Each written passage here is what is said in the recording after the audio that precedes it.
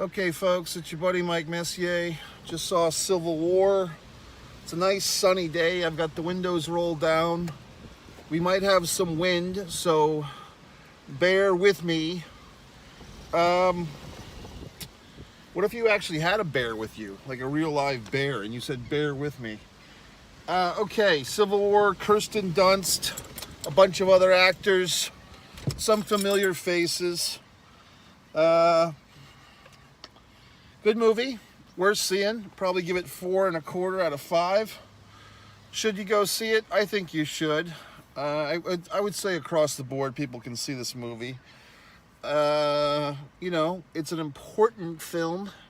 It's timely. It's about the U.S. going to war with itself in modern times, and kind of an alternate future, well, or even alternate present.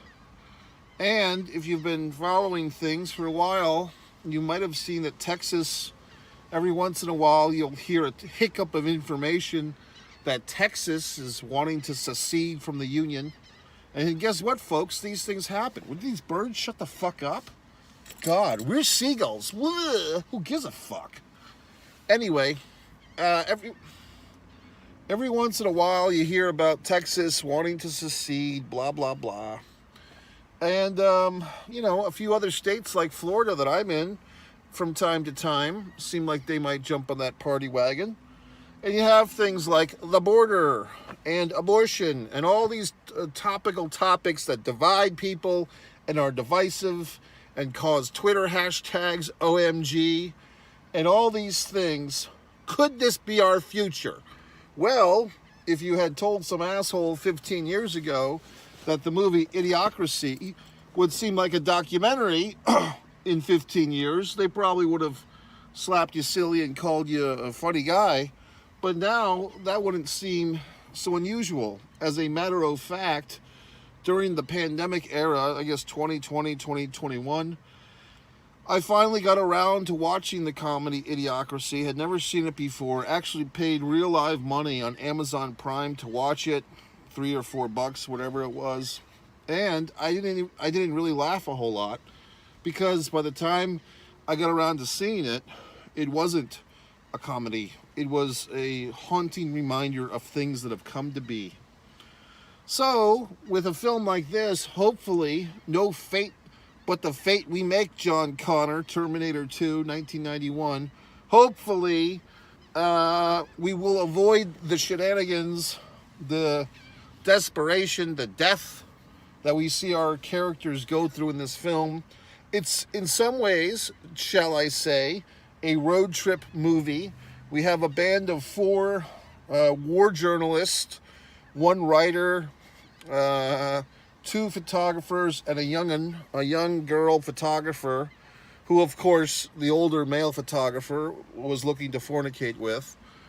Kirsten Dunst is kind of the emotional center, the gravitas of the film.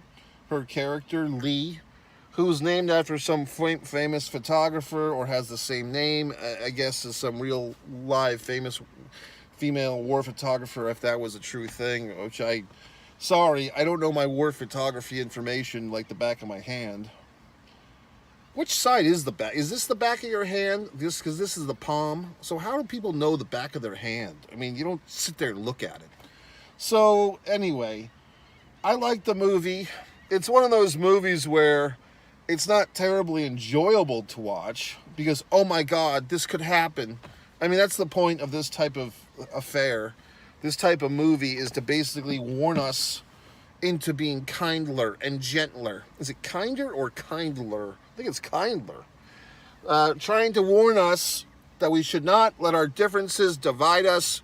We should allow our similarities to heal us. Heal our nation, oh Lord. So that's it. It's a message movie. But we do get to meet these war reporters, which is pretty interesting. Their minds and how their emotions work. Like, they're kind of addicted to the noise, so to speak. And you think about it, if you do think about it, real life war journalists are probably not too different from the people in this film. What an interesting profession, really. Because if you think about all the atrocities we've seen in war, with photography, with video. Someone's taking those pictures, someone's taking that video, and they're pretty close to the action, right? So, I suppose, or I guess, or whatever, that war journalists, press is supposed to have clemency in these times of conflict. The bad guys or the good guys are not supposed to shoot the press. They're supposed to be off limits, but we know that's not always the case now, do we? So obviously, it's a job. If you think back 5 years ago, the WWE was doing their dirty blood money business with the Saudi Arabian Sports Authority off the heels of a gentleman, United States citizen press reporter, who was very critical of the Saudi Arabian government because he was born, I believe, in Saudi Arabia, was very critical, and he was murdered. So the WWE and other companies had a lot of shit at the time, a lot of slack, because they had so much money invested over there, or a lot of their money, the Saudi Arabians, was invested in these U.S. companies, including WWE and other companies. And some companies left out of probably not out of moral obligations, but just feeling that was the best move to do money-wise. The WWE remained. UFC at the time, before they were part of the same TKO deal, I believe the UFC left Saudi Arabia, but they'll probably be back, So what can you say? I mean, basically you wake up in the morning, you just want to do your daily thing, you want to go to the Dollar Tree, buy some stuff. Now, if you sat there and contemplated all the children working in all the factories for substandard wage, or even the adults working in some of these factories so you can buy your $1.25 fucking blow-up doll or whatever the fuck you're buying, you may not be able to live with yourself if you knew where all the ingredients of your lifestyle, all the things you frivolously buy, if you knew the footprints or the fingerprints of these items, you may not be able to be conscionable about it. And we all struggle with that, or at least some of us do. But then you say, gee whiz, I'd rather just go to the movie and watch it. You know what I mean? What can I tell you? I mean, at this point, I had a person once upon a time was always preaching to me.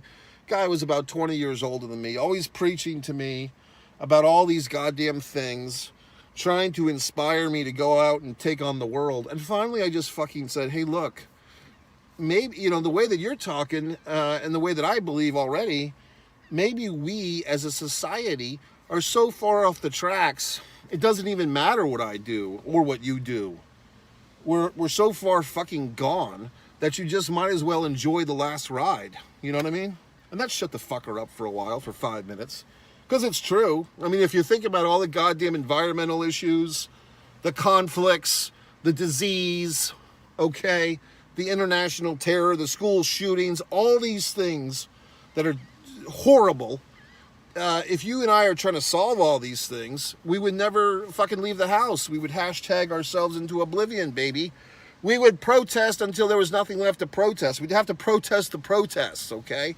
So at some point, you just say, hey, look, I'm just sitting here watching the wheels go round and round, okay?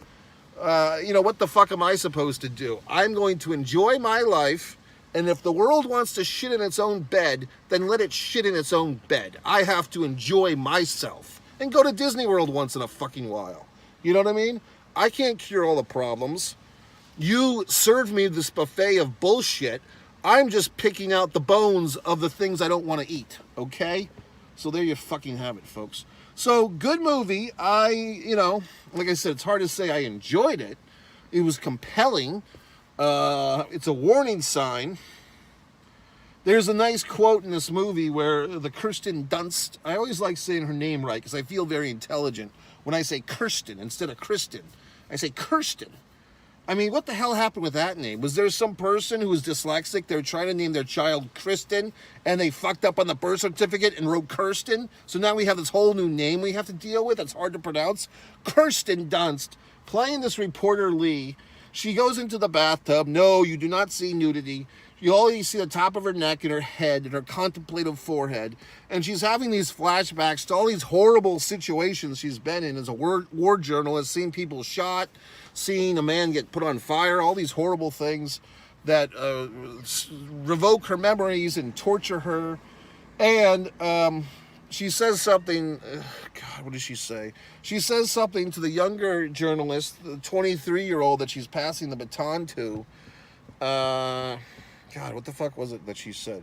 Oh, she said, every time I would send a photograph or a video back home, I thought I was sending a warning. Don't let this happen here. Then she looks around to all the war in the United States and she says, and here we are. So fine, folks, when you're sitting there on your YouTube, you're sitting there with your hashtags, you're trying to solve all the world's problems on social media with an Instagram post that you copied and pasted from some other idiot. Just remember Lee's words and just, think about the fact that here in the good old USA or whatever country you're sitting in comfortably, if you are comfortable, you can enjoy your freedom more or less. You can enjoy your privacy more or less. You can enjoy your sanctity, your safety more or less. And then you think about the poor people, not to say poor people, but the people who are in horrible situations in different aspects of the world. You have these 1,000-year wars, these conflicts that I don't understand, that you don't understand. We think we do, but we don't, okay? You have these people suffering, these genocides, all these horrible things, and what can you do about it? I mean, I guess if everyone was an asshole like me and just went to the movies and, just said what the fuck, then nothing would get improved. So thankfully, there are people that are doing more than I am. Okay, so thank you, whoever you are, probably a lot of folks. But at least I'm aware of it. At least I'm aware of my own insignificance. I'm just here to entertain you, fine folks. So I'm just doing my part. What else? I don't know. It's one of those movies where, yes, it's not going to give you you're not going to feel light as a feather coming out of this thing. Real situations, and quite honestly, we're not that far removed from the things happening in this film. And if you really think about it, the actual Civil War, the war between the states, as those in the South might say, the war of northern aggression, we're not that far removed from that. Less than, let's say, 1860 to 1864, was that correct?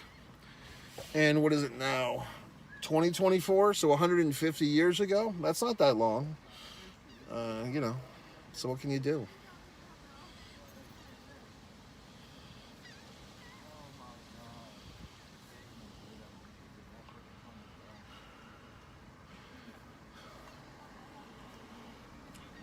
So I like the movie.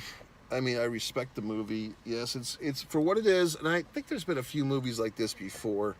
Is this what you would call a dystopian film? Like a shitty world future. But I think a lot of times movies like that are more like sci-fi oriented, like Blade Runner and so forth. I just rolled up my windows because I got sandwiched. There's a couple of people on my left talking. There's some person that just parked on my right. So now I have to roll up the windows and be uncomfortable for a moment. You